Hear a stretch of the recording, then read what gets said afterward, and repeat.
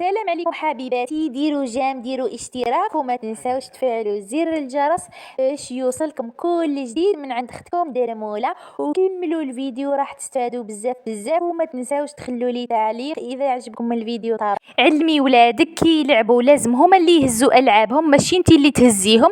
هذه لازم ما تقوليش صغار ولا يغيظوني، علميهم وربيهم من الصغر. التنظيم حبيباتي واللي فيهم يردوا الحوايج لبلاصتهم، ما تقوليش صغار ما يعرفوش، راكي ديري غلطه كبيره بهذه الافكار وتخليهم يرجعوا اولاد اتكاليين، اللي جبد حاجه يرجعها لبلاصتها هكا باش ما يكثرش عليك الشغل. كل واحد بعد ما يدوش يكمل يرتب الدوش وينظفوا الشامبو في بلاصتها، الحاجه اللي يطيشها اللي يحطها في السله التغسل يحطها، ماشي يخرج ويخلي الدنيا مرونه. قشهم كي ينحوه اللي يتغسل اللي يتحط على جهه يتحط هكا باش ينقص عليك التعب، خاصه اذا كنتي خدامه ولا مريضه ولا مربيه. كل صباح كي ينوضوا لازم فراشهم يطبقوه ويرتبوا سريرهم سواء ذكر ولا انثى، لازم تعلميهم وتربيهم من الصغر وتعوديهم باش يوالفوا.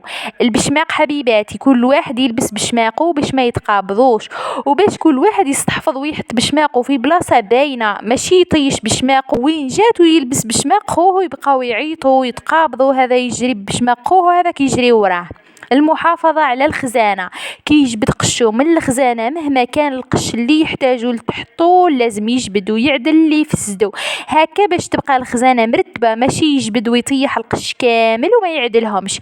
كي تكونوا تاكلوا ما كانش الهضرة، ياكل قدامه وياكل جهته ويقول بسم الله وياكل في عقله وهو قاعد. علميهم الكلام الطيب مع بعضهم ومعاك ومع باباهم، وجامي تخوفيه من باباهم باش ما يتحسوش باللي باباهم واعر وما فيهش الحنانه ويعودوا يخافوا منه ويتهربوا منه، وكي يكون هو يوليو ما تحسوش باللي الدار فيفا.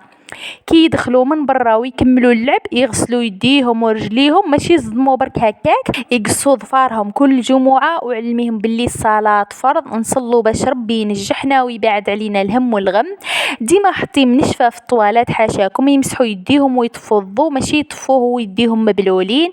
علميهم يقضوا حاجاتهم بالجلوس، هذه بالنسبه للذكور باش ما يديروش ريحه البول حاشاكم في الطوالات، وقول لهم حرام تبول البلوقوف. علميهم من الصغر، علميهم يمشوا بالتنظيم الوقتي، وقت للعب وقت القرايه ووقت صلاه يصلوا. النظافة الشخصية حبيباتي، يدخلوا للدار ينحوا الصباط يغسلوا يديهم، ما يعفسوش بالبشامق والصبابط فوق الطابي. وما تنسيش الحنان والحب، الصداقة بينك وبين أولادك، قبل ما تكوني أم كوني صديقة ليهم. المهم حبيباتي هذه بعض النصائح، واللي تعرف كاش نصيحة تحطها لنا في تعليق هكا باش يستفادوا بعض الأمهات، وربي يرزق كل محرومة يا رب ويبشرها بالحمل. وهنا نكون وصلنا لنهاية الفيديو، ما تنسوش اللايك والتعليق إذا عجبكم الفيديو طبعا. ومع السلامة، أختكم درموليتا.